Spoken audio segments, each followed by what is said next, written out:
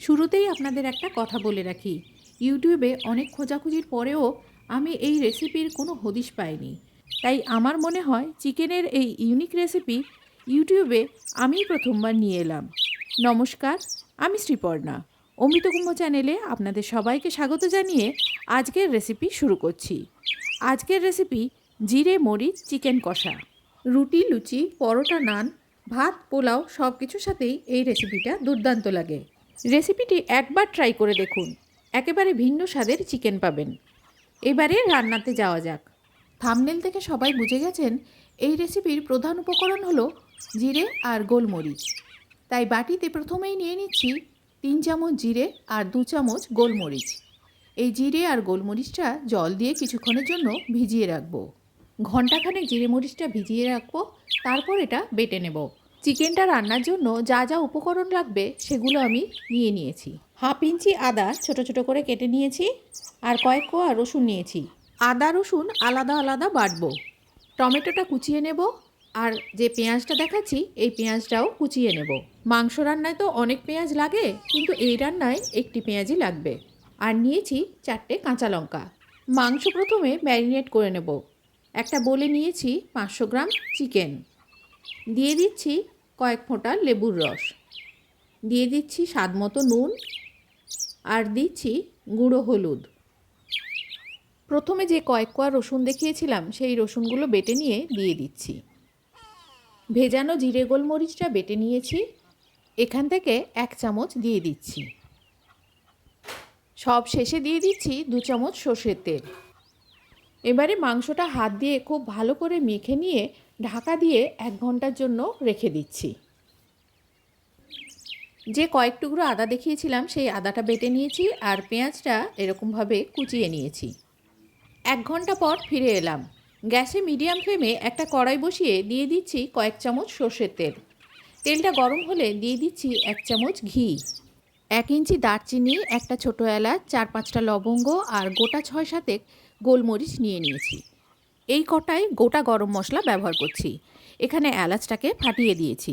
1 চামচ গোটা জিরে দিয়ে দিলাম, আর যে পেঁয়াজটা কুচিয়েছিলাম সেই কুচনো পেঁয়াজটা দিয়ে দিলাম। তেলের মধ্যে নাড়াচাড়া করে এগুলো ভাজতে থাকবো। পেঁয়াজ ভাজা হয়ে হালকা বাদামি হবে, কিন্তু পুরোপুরি বাদামি হবে না। সেই সময় দিয়ে দিচ্ছি আদা বাটাটা। আদার কাঁচা গন্ধ চলে যাওয়া পর্যন্ত রান্না করব। আদার কাঁচা গন্ধ চলে গেলে দিয়ে দিচ্ছি এর মধ্যে জিরে আর গোলমরিচ বাটাটা। যে জিরে গোলমরিচ বাটাটা দেখিয়েছিলাম তার অর্ধেকটা আমি দিচ্ছি। পুরো মশলা 500 গ্রাম মাংসের জন্য ব্যবহার করব না। আর এই সব কটা মশলাই আমি শিলনোড়ায় বেটে নিয়েছি। মশলা যাতে তেলের মধ্যে না ছিটকে যায় সেজন্য নুন দিয়ে দিলাম। জিরে বাটার একটা মেটে মেটে গন্ধ থাকে, মিনিট 1.5-2 ভাজলেই এই গন্ধটা চলে যায়। সেই গন্ধ চলে যাওয়া পর্যন্ত জিরেটা ভেজে নেব। জিরে গোলমরিচ ভাজা হয়ে গেলে জিরের কাঁচা গন্ধটা চলে যাবে, তখন দিয়ে দিচ্ছি এর মধ্যে ম্যারিনেট করা মাংসগুলো। তেলের মধ্যে নাড়াচাড়া করে মাংসগুলো কষাতে থাকবো। মিনিট 5 কষালেই মাংস থেকে যে জল বের হবে সেই জলটাও শুকিয়ে যাবে, আর এরকম মাংসটা হালকা ভাজা ভাজা হয়ে যাবে। এর মধ্যে দিয়ে দিচ্ছি যে টমেটোটা দেখিয়েছিলাম সেই টমেটোটা আমি রাফলি চপ করে নিয়েছি। প্রথম থেকে মাংসে অলরেডি 2বার নুন দেওয়া হয়ে গেছে। একবার মাংস ম্যারিনেশনের সময় 1/2 চামচ নুন দিয়েছি, আর জিরে মরিচটা কষার সময় অল্প নুন দিয়েছিলাম। সেই আন্দাজে এখন বাকি নুন দিয়ে দিচ্ছি। পরিমাণ মতো গুঁড়ো হলুদ দিয়ে দিলাম। নুন হলুদের সাথে টমেটোটা মিশিয়ে নিয়ে মাংস কষাতে থাকবো। টমেটোটা অল্প ভাজা ভাজা হয়ে গেলে দিয়ে দেব এর মধ্যে মশলা বাটা জল। দেখুন মিনিট 3 পর টমেটোটা ভাজা হয়ে গেছে আর অল্প গলে গলে এসছে, আর মশলার সাথে মাংসটাও ভাজা হয়ে এসছে। এই সময় দিয়ে দিচ্ছি মশলা বাটা জলটা। মশলা বাটা জল না থাকলে 1/2 কাপ প্লেন ওয়াটার দিয়ে দেবেন। এবারে জলটা মিশিয়ে নিয়ে কষাতে থাকবো। টমেটোটা গলে যাওয়া পর্যন্ত একটু কষিয়ে নেব। মশলা বাটা জল, টমেটোর জল আর মাংস থেকে জল বেরিয়ে জলটা একটু ছেড়ে গেছে।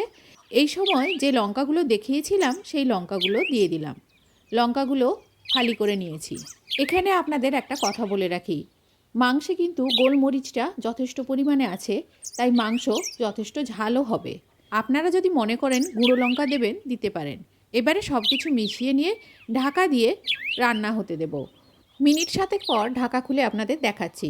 মাংস একই সাথে সেদ্ধও হচ্ছে আর কষাও হচ্ছে। মাংস থেকে তেল ছাড়া শুরু হয়ে গেছে আর মাংসটা সেদ্ধ হতে খানিকটা বাকিও আছে।